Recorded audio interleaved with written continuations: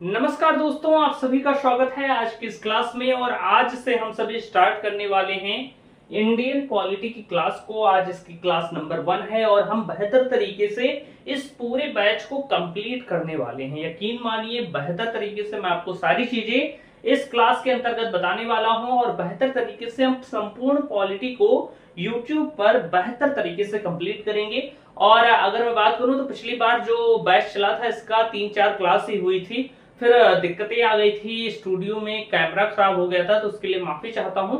लेकिन अब सेटअप फिर से मैंने कर लिया है, तो अब मैं क्लासेस स्टार्ट करूंगा, इसलिए मैंने फिर से स्टार्ट से पढ़ाना शुरू कर दिया है।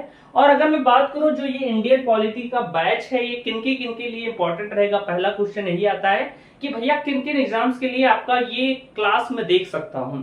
तो इसका जवाब मैं आज ही दे देता हूं कि आप बाद में बार बार ना पूछें। तो देखिए, पहला तो ये डिजाइन किया गया है UP triple SSC PET exam, जो पेट एग्जाम होता है उसके लिए भैया। पेट 2025 जो एग्जाम होने वाला है उसके लिए, क्योंकि इसमें कुल 5 अंक की पॉलिटी पूछी जाती है और अच्छा खासा लेवल रहता है, तो हम बेहतर तरीके से इसे समझने वाले हैं। अच्छा, फिर आप कहेंगे कि जैसे उत्तर प्रदेश के जितने भी स्टूडेंट्स हैं, अगर वो पढ़ना चाहते हैं पॉलिटी मुझसे, तो यहाँ से पढ़ सकते हैं। लेकिन और भी डाउट होंगे स्टूडेंट्स के कि भैया मैंने तो एसएससी जीडी का एग्जाम भरा है, क्या मैं आपसे पॉलिटी पढ़ सकता हूँ, इस क्लास से पढ़ सकता हूँ? तो बिल्कुल पढ़ सकते हो, क्योंकि जो राज्य व्यवस्था है, पॉलिटी है, वो सभी एग्जाम्स की लगभग सेम ही है, कुछ ज्यादा नहीं पढ़ना है। इसलिए क्या है कि आप किसी भी एग्जाम की तैयारी कर रहे हैं, आप मेरी इस क्लास को देख सकते हैं। चाहे आप बिहार पुलिस की तैयारी कर रहे हो, जैसे कि इसके एग्जाम्स होते रहते हैं, बिहार पुलिस की तैयारी कर रहे हो, या आप यहीं पर यूपी लेखपाल की तैयारी कर रहे हो, या आप एसएससी के किसी भी एग्जाम की तैयारी कर रहे हो, चाहे वो एसएससी का जीडी एग्जाम हो, चाहे आपका सीएचएसएल का एग्जाम हो, चाहे आपका सीजीएल का एग्जाम हो, चाहे वो आपका एमटीएस का एग्जाम हो, इन सभी को ये कवर कर लेगा। इसके अतिरिक्त अगर आप रेलवे के किसी भी एग्जाम की तैयारी कर रहे हैं, चाहे वो एनटीपीसी का एग्जाम हो, रेलवे का कोई भी एग्जाम हो, चाहे वो एनटीपीसी का एग्जाम हो, चाहे वो ग्रुप डी का एग्जाम हो, सब में लेवल लगभग सेम ही रहता है। हम अच्छे से पढ़ते हैं कि अगर बाहर से भी थोड़ा ज्यादा क्वेश्चन आ जाए तो हम समझ जाए। आप जानते हैं कि पेट का पिछली बार का एग्जाम बहुत हार्ड हुआ था। अगर उस तरीके से पेपर इस बार भी बने तो कोई सामान्य लेवल नहीं होता है उसका भी। तो ये ना सोचिएगा कि पीईटी का एग्जाम है, पेट का एग्जाम है तो आसानी से हो जाएगा। पिछली बार तो हवा निकल गई थी, कई लोगों की बहुत दिक्कतें हुई थी, बहुत कठिन पेपर आया था। ओके, तो ये सारी चीजें हैं। आप किसी भी एग्जाम की तैयारी कर रहे हो, आप कह सकते हैं ऑल गवर्नमेंट एग्जाम जिसमें पॉलिटी पूछी जाती है। अब आप यूपीएससी की पीसीएस की तैयारी कर रहे हैं तो उसमें डिटेल में पढ़ना होता है, उसकी बात नहीं कर रहा हूं। लेकिन तब भी आप देख सकते हैं, अगर आप सीखना चाहें कुछ, अगर आपकी बेसिक नहीं क्लियर है तो आप यहां से बेसिक क्लियर कर सकते हैं। ओके, तो अब मैं लिख देता हूं कि all government exam, all government exam, government exams जिसमें भैया पॉलिटी पूछी जाती है वही वाले। नहीं तो पता चले आप आईआईटी का एग्जाम दे रहे हैं और आप पॉलिटी मुझसे पढ़ने लगे कि सभी एग्जाम में आएगा। नहीं भैया, सिर्फ सरकारी एग्जाम्स जो होते हैं और जिनमें पॉलिटी सब्जेक्ट है पूछा जाता है वहां से। तो ये डाउट मैंने क्लियर कर दिया कि भैया इंडियन पॉलिटी है। ये बैच तो डिजाइन मैंने पेट के लिए किया, लेकिन आप सबके लिए पढ़ सकते हैं, क्योंकि सेम ही चीजें हैं, क्वेश्चन भी सेम आते हैं, तो सब कवर हो जाएगा। ये चीज हो गई। अच्छा, बहुत लोग पूछते हैं भैया आपका नाम क्या है। तो भैया मेरा नाम भी जान लो, मेरा नाम है मिलिंद मिश्रा। तो मैं अपना परिचय भी दे देता हूँ कि मेरा नाम क्या है, तो मिलिंद मिश्रा है, कि बार बार ना पूछना रहे, तो आपको अभी पता चल जाए कि भैया आपका नाम क्या है, तो मिलिंद मिश्रा है। अच्छा, फिर कहेंगे कई लोग कि कितने क्लासेस में ये कंप्लीट हो जाएगा। तो अप्रॉक्स 50 क्लास, उससे पहले भी मैं करने की कोशिश करूंगा। मेरी क्लासेस बहुत ज्यादा बड़ी भी नहीं होंगी, किसी दिन 30-40 मिनट की हो गई, किसी दिन 1 घंटे की हो गई, तो इसलिए वो घटता बढ़ता रहेगा। तो मैं अप्रॉक्स 50 क्लास, क्योंकि मैं पहले नहीं बता सकता कि कितने दिनों में या कितने क्लासेस में इसे कंप्लीट कर सकता हूँ। लेकिन कोशिश करूंगा कि जो ये पीईटी का एग्जाम होने वाला है पेट का 2 महीने में, उससे पहले ही मैं इसको कंप्लीट करा दूं। एकदम कोशिश नहीं, एकदम प्रयास, मतलब अब कंप्लीट ही होकर रहेगा, रेगुलर क्लास आएगी तो ये कंप्लीट करा दूंगा। तो कोई दिक्कत नहीं है, पहले नहीं बता सकता कि मैं इतने ही क्लास में इसे कवर करा सकता हूँ, लेकिन अप्रॉक्स 50 क्लास, ज्यादा भी हो सकती है और कम भी हो सकती है। अगर ज्यादा होगी तो ड्यूरेशन कम होगा, वीडियो की जो लेंथ होती है वो कम होगी। ओके, तो भैया ये सब डाउट तो आपके क्लियर हो गए कि आखिर किस एग्जाम के लिए पढ़ना है, सर का नाम क्या है, भैया का नाम क्या है, और ये सारी चीजें जो बेसिक चीजें होती हैं वो सारी चीजें मैंने आपको बता दी। अब हम शुरुआत करते हैं आज की क्लास की और आते हैं अपने टॉपिक पर। भैया अगर मैं बात करूं तो पहले हम करेंगे इंट्रोडक्शन, परिचय लेंगे कि आखिर भैया राज्य व्यवस्था है क्या और इसे हम किस तरीके से समझ सकते हैं। ओके, तो आपको वहीं से शुरू करते हैं। अगर मैं बात करूं इंडियन पॉलिटी की, और इंडियन पॉलिटी को हम क्या कह देते हैं, तो आप कहेंगे राज्य व्यवस्था। इंडियन पॉलिटी को क्या कहा जाता है, तो आप कहेंगे इंडियन पॉलिटी को कहा जाता है राज्य व्यवस्था। और अगर मैं राज्य व्यवस्था की बात करूं तो पहले हमें समझना होगा कि राज्य व्यवस्था क्या है। अच्छा, एक तरफ आप देखेंगे कि इसमें राज्य शब्द है और दूसरी तरफ व्यवस्था है, यानी कि आप देखेंगे राज्य स्टेट होता है और व्यवस्था किसी चीज को क्रमबद्ध तरीके से यानी नियंत्रित करना, एक व्यवस्था करना। जैसे कहते हैं ना, रूम इधर उधर एकदम कपड़े लत्ते इधर उधर बिखरे हुए हैं, अगर उसने व्यवस्थित कर दिया जाए, एक सेटलमेंट कर दिया जाए, तो वही व्यवस्था कहलाती है अच्छे तरीके से। तो अगर मैं बात करूं राज्य व्यवस्था की, तो ये दो शब्दों से मिलकर बना है, राज्य प्लस व्यवस्था। अगर मैं राज्य की बात करूं भैया, अगर मैं राज्य की बात करूं तो हम पहले जानेंगे कि राज्य किसे कहते हैं। राज्य किसे कहते हैं, आपको पहले ये जानना होगा कि आखिर राज्य किसे कहते हैं। राज्य किसे कहते हैं भैया, तो अगर आपको इस प्रश्न का आंसर जानना है कि आखिर राज्य किसे कहते हैं, व्हाट इज स्टेट, यानी राज्य क्या है, अगर हमें ये जानना है तो उसके पहले हमें जानना होगा कि राज्य के कितने तत्व होते हैं। तो अगर मैं बात करूं राज्य के कितने तत्व होते हैं भैया, तो आप कहेंगे राज्य के 4 तत्व होते हैं। राज्य के 4 तत्व होते हैं, 4 तत्व होते हैं। उम्मीद है आपको बेहतर तरीके से सारी चीजें समझ में आएंगी। मैं सारी चीजें आपको बताने वाला हूं। There are 4 element of state आप कह सकते हैं, यानी कि राज्य के 4 तत्व होते हैं। कौन कौन से भैया आपको जानना होगा। तो अगर मैं बात करूं तो आप कह सकते हैं भैया निश्चित क्षेत्रफल, यानी कि उस राज्य का क्षेत्रफल होना चाहिए, निश्चित क्षेत्रफल होना चाहिए।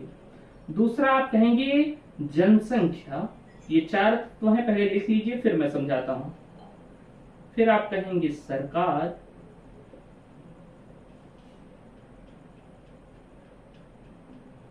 और फिर आप कहेंगे संप्रभुता।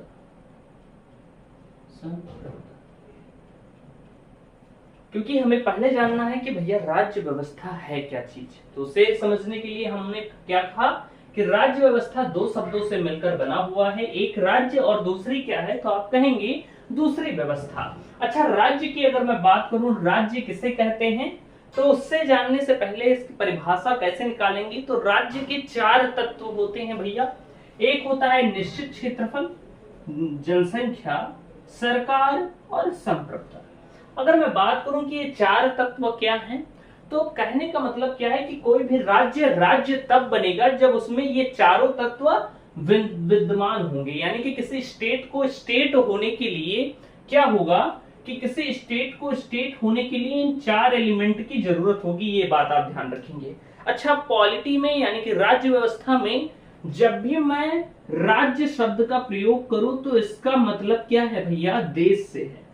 क्योंकि राज्य व्यवस्था में राज्य शब्द देश के लिए प्रयोग होता है, ना कि आप इसे समझे यूपी बिहार। ये ध्यान रखिएगा कि जो राज्य व्यवस्था है उसमें राज्य शब्द का प्रयोग प्राय देश के लिए होता है। यानी कि राज्य व्यवस्था में या आप कह सकते हैं पॉलिटिकल साइंस में जो राज्य शब्द है वो देश के लिए किया जाता है, ये बात ध्यान रखिएगा। तो अगर मैं बात करूं, अब हम इसकी परिभाषा निकालते हैं कि आखिर राज्य किसे कहते हैं। तो राज्य वह है जहां निश्चित जनसंख्या का निवास हो, या आप कह सकते हैं निश्चित क्षेत्रफल हो जहां का। यानी कि कोई भी राज्य राज्य तब बनेगा जब उसका कोई क्षेत्रफल हो, क्षेत्रफल यानी कि एरिया हो, वह कुछ स्थान घेरता हो। तो ये आपको ध्यान रखना है कि कोई भी राज्य राज्य तब बनेगा, मान लीजिए ये कोई क्षेत्र है तो इसका जो क्षेत्रफल है एक निश्चित क्षेत्रफल होना चाहिए, तभी ये राज्य बन सकता है। इसके साथ साथ भैया क्या कि वहां किसी निश्चित जनसंख्या का निवास स्थान हो, यानी कि सिर्फ क्षेत्र होने से कोई खाली मैदान पड़ा है, आप उसे राज्य नहीं कह सकते जब तक वहां लोगों का निवास नहीं होगा। ये बात ध्यान रखनी है कि लोगों का निवास होना जरूरी है। यानी कोई क्षेत्र है अगर वो एकदम खाली है तो वो राज्य नहीं कहा जाएगा। वहां पर निश्चित क्षेत्रफल होना चाहिए, उसके साथ साथ जनसंख्या का निवास भी होना चाहिए। जब तक उस क्षेत्र में जनसंख्या नहीं रहेगी तब तक वह राज्य नहीं बन सकता। इसके बाद भैया एक सरकार का गठन भी होना चाहिए, यानी कि उस क्षेत्र में एक सरकार भी होनी चाहिए। जनसंख्या के साथ साथ क्या होनी चाहिए भैया? सरकार होनी चाहिए। और जब उस क्षेत्र में सरकार होगी तभी वह राज्य बन सकता है। और चौथा जो एलिमेंट है वो संप्रभुता है। संप्रभुता की अगर मैं बात करूं तो भैया संप्रभुता यानी कि ये तीनों तक तो हो जाए किसी क्षेत्र में, लेकिन अगर संप्रभुता नहीं है उसमें तो भी वो राज्य नहीं कहा जाएगा, यानी कि स्टेट नहीं कहा जाएगा। यानी कि किसी भी क्षेत्र को राज्य कहने के लिए वहां पर संप्रभुता भी होनी जरूरी है। ये बात ध्यान रखिएगा, संप्रभुता। और यहाँ पर आप लिख देंगे क्षेत्रफल। ये चार तत्व हैं कि अगर किसी को जानना है, किसी क्षेत्र को जानना है कि वह राज्य है कि नहीं, तो आपको देखना होगा क्या उसका निश्चित क्षेत्रफल है। अगर है तो भैया वह एक कंडीशन को अप्लाई करता है। अगर वहां जनसंख्या का निवास है तब दूसरी कंडीशन, वहां सरकार भी है, गवर्नमेंट भी है, तब तीसरी कंडीशन अप्लाई होती है। और चौथा संप्रभुता। अच्छा, संप्रभुता किसे कहते हैं भैया? इससे अभी हम आगे समझेंगे, लेकिन उससे पहले मैं आपको बता देता हूं संप्रभुता क्या है। तो संप्रभुता वह है कि यदि कोई देश अपनी आंतरिक और बाह्य निर्णय स्वयं स्वतंत्रता से ले तो ऐसा देश संप्रभु कहलाता है, और यह गुण संप्रभुता कहलाती है।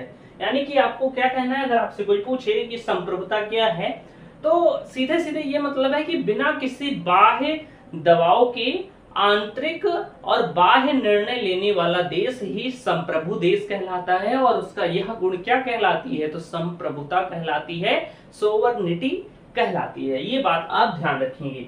तो ये सारी चीजें हो गई भैया, और यहां से आपकी परिभाषा राज्य की निकल के आ गई होगी। अब एक बार आप कमेंट में बताएंगे कि राज्य की परिभाषा क्या है। मैं एक बार फिर से आपको बता देता हूं कि आपसे कोई पूछे कि राज्य क्या है, तो आप कहेंगे राज्य वह क्षेत्र है जहां का निश्चित क्षेत्रफल हो, जहां निश्चित जनसंख्या का निवास स्थान हो, जहां सरकार हो, और वह जो क्षेत्र है वो संप्रभु हो, तो ऐसा क्षेत्र क्या कहलाएगा? राज्य कहलाएगा। तो राज्य की डेफिनेशन यानी कि स्टेट किसे कहते हैं, ये चीज आपको पता चल गई है कि स्टेट क्या है। क्या भैया? तो आपको पता चल गई है कि स्टेट क्या है, यानी कि राज्य क्या है। अच्छा, दूसरा शब्द यहाँ पर हम देखेंगे तो वो है व्यवस्था। क्या है भैया? व्यवस्था। व्यवस्था भैया, अगर मैं व्यवस्था की बात करूं तो किसी चीज का सेटलमेंट करना, उसे सुव्यवस्थित करना, क्रमबद्ध से लगाना, सुंदर तरीके से रखना। यानी कि कोई मेज है, मान लीजिए आपकी स्टडी मेज है, वो व्यवस्थित नहीं है, यानी किताब इधर पड़ी है, उसी पर पेंसिल के जो फुकले होते हैं शार्पनर से करने के बाद वो पड़े हुए हैं, उसी में कागज जो तुमने फाड़ा था वो भी पड़ा हुआ है, गंदगी मची है, गंध मची है, यानी हम कहेंगे कि वह व्यवस्थित नहीं है। तो भैया व्यवस्थित नहीं है तो उसे व्यवस्थित करने के लिए क्या करना पड़ेगा? हमें व्यवस्था बनानी पड़ेगी। ऐसे ही राज्य क्या है? राज्य राज्य हो जाएगा, लेकिन राज्य अगर व्यवस्थित नहीं है तो किस कार्य का राज्य? अगर राज्य में व्यवस्था होगी तभी राज्य अच्छा लगेगा, वहां की जनता भी प्रसन्न होगी और वह राज्य विकास भी करेगा। ठीक उसी तरीके से व्यवस्था बहुत जरूरी है भैया। और व्यवस्था किससे बनेगी भैया? कुछ नियम बनाने पड़ेंगे। नियम क्या बनाने पड़ेंगे भैया? कि मान लीजिए आपकी स्टडी वाली मेज है, तो पहले वो बहुत गंध मची थी, एक बार आपने साफ कर दिया, लेकिन बार बार आप वही करेंगे, फिर से शॉर्पनर से पेंसिल को ऐसे से किया, उसे डाल दिया, कागज फाड़ा, वहीं फिर से अव्यवस्था फैल जाएगी। तो वहां कुछ रूल बनाने होंगे। रूल कैसे बनाने होंगे? कि आपने कहा कि आज से मैं एक डस्टबिन ले लेता हूं और जितने भी कागज हैं जो मैं फाड़ूंगा रफ के, वो डस्टबिन में डाल दिया करूंगा। पढ़ने के बाद जो बुक्स हैं उन्हें फोल्ड कर फिर से मेज पर रख दिया करूंगा। लैपटॉप को रोज साफ कर दिया करूंगा, उसे सेटलमेंट यानी अच्छे तरीके से व्यवस्थित कर दूंगा। तो वो जो रूल है भैया वही व्यवस्था बनाती है। यानी कि किसी भी क्षेत्र में व्यवस्था बनाने के लिए आपको कुछ नियम बनाने पड़ते हैं, और जो नियम बनाने पड़ते हैं उन्हीं को हम क्या कहते हैं भैया? जो नियम बनते हैं उन्हीं को हम संविधान कहते हैं। उन्हीं नियमों को हम संविधान कहते हैं। अब क्योंकि आज से पॉलिटी की क्लास चालू हो रही है तो पहले हमें ये जानना जरूरी है कि आखिर संविधान क्या होता है, कॉन्स्टिट्यूशन क्या होता है। अगर मैं बात करूं संविधान की तो आप कहेंगे भैया संविधान क्या है, आपसे कोई पूछे तो किसी भी देश को चलाने के लिए कुछ मौलिक नियमों और कानूनों की आवश्यकता होती है और उन नियमों और कानूनों की किताब को हम क्या कहते हैं, तो आप कहेंगे संविधान कहते हैं। इतनी चीजें आपको क्लियर हो जानी चाहिए। मैं एक बार लिख देता हूं, कहां पर लिख दूं, तो यहीं पर साइड में लिख दूं कि आखिर संविधान किसे कहते हैं।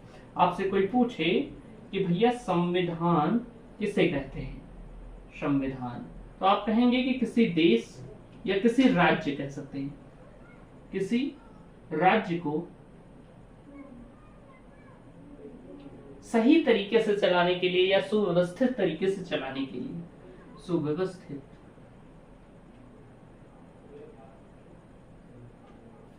तरीके से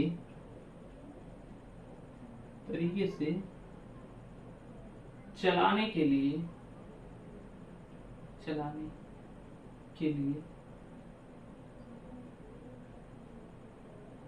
कुछ नियमों और कानूनों की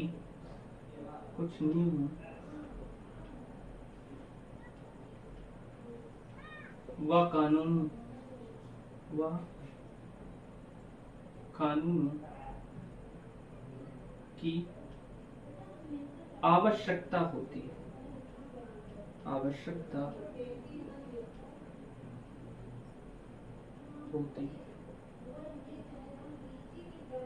और आप कहेंगे कि इन्हीं नियमों और कानूनों की किताब को हम क्या कहते हैं, तो संविधान कहते हैं।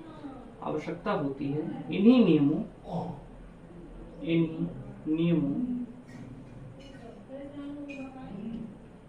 तथा कानूनों की किताब को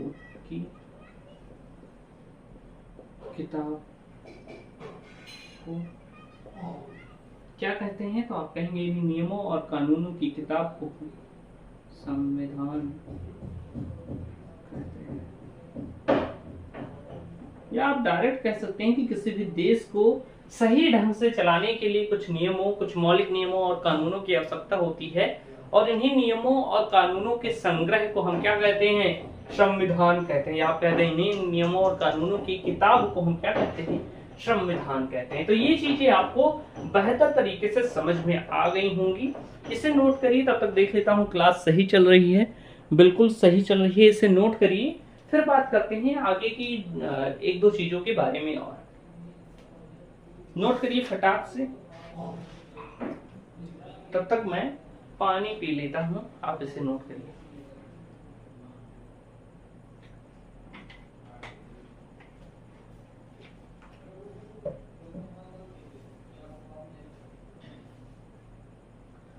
चलिए मैं इसे रेज करता हूं। कुछ बेसिक चीजें और जान लें कि सरकार के कितने अंग होते हैं, इन्हें हमें जानना जरूरी है। कुछ बेसिक चीजें कि हमें जब पॉलिटी पढ़ना स्टार्ट करें तो वो बेसिक चीजें पता हों, जैसे राज्य व्यवस्था के बारे में हमने जान लिया और हमने क्या जान लिया भैया, राज्य के बारे में जान लिया, संविधान के बारे में जान लिया।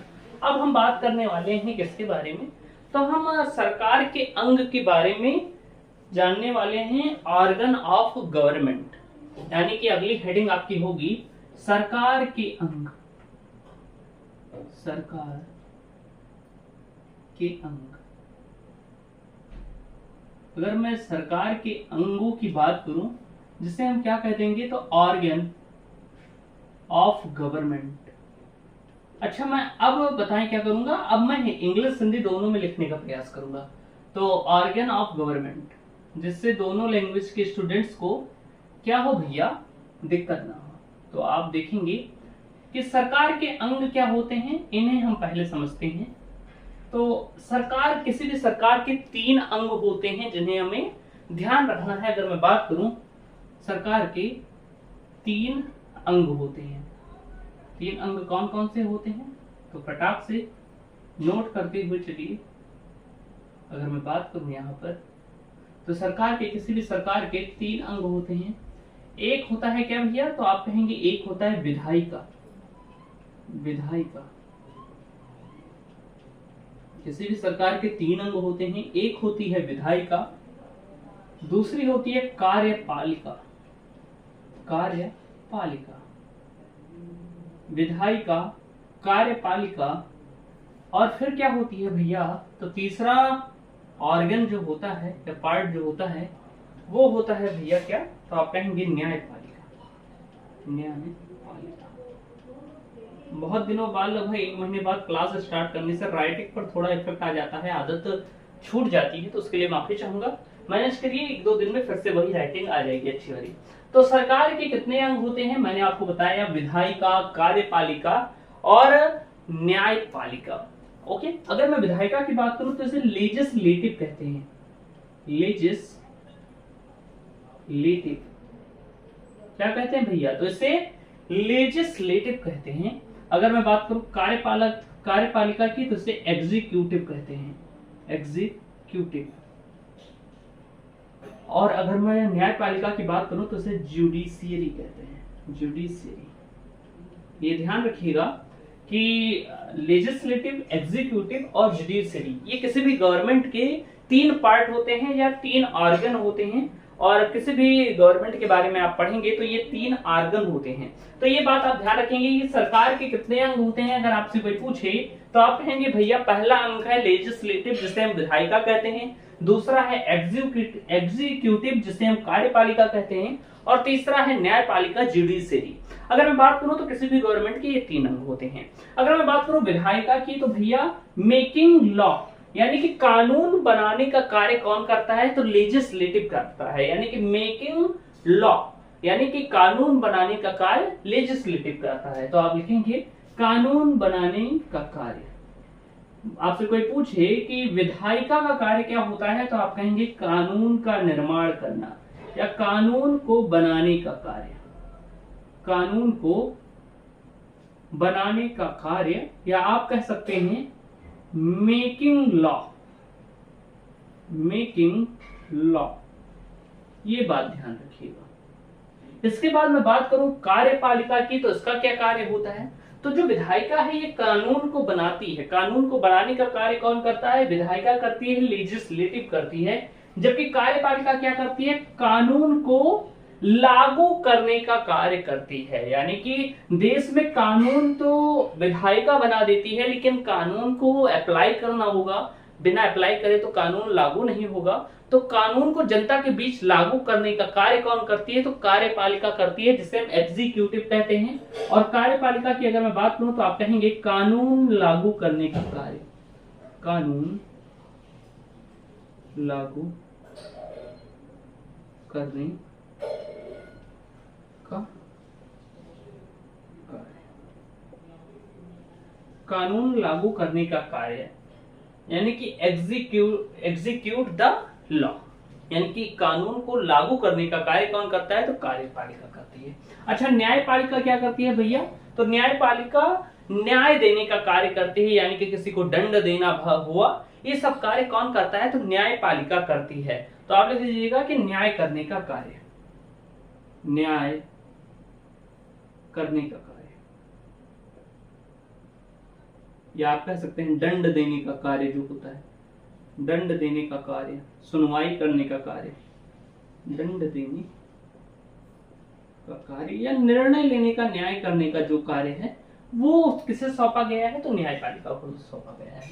तो ये बात आप ध्यान रखेंगे कि सरकार के क्या है, 3 अंग हैं, विधायिका, कार्यपालिका और न्यायपालिका। थोड़ा मुंह में छाले हैं तो इसलिए आवाज अच्छे से निकल नहीं रही है, उसके लिए माफी चाहते हैं।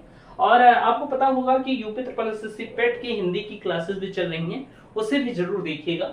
अगर मैं बात करूं सरकार के अंग की तो ऑर्गन ऑफ गवर्नमेंट, विधायिका, कार्यपालिका, न्यायपालिका। जो विधायिका है कानून को बनाने का कार्य करती है, कार्यपालिका कानून को लागू करने का कार्य करती है, और न्यायपालिका न्याय देने का कार्य करती है, किसी को सुनवाई करना हो, निर्णय लेना हो, डिसीजन देना हो, दंड देना हो, ये सारे कार्य कौन करता है, तो न्यायपालिका करती है। अच्छा भैया, आप देखते हैं कि कानून का निर्माण कहां पर होता है, तो आप कहेंगे कि पार्लियामेंट में होता है, संसद में होता है, पार्लियामेंट में होता है, आप कहेंगे पार्लियामेंट में क्या होता है भैया, तो संसद में कानून निर्माण का कार्य होता है। संसद में आपने देखा होगा कि एक तरफ राज्यसभा, होती है, संसद में राज्यसभा होती है, और क्या होता है भैया, तो आप कहेंगे लोकसभा।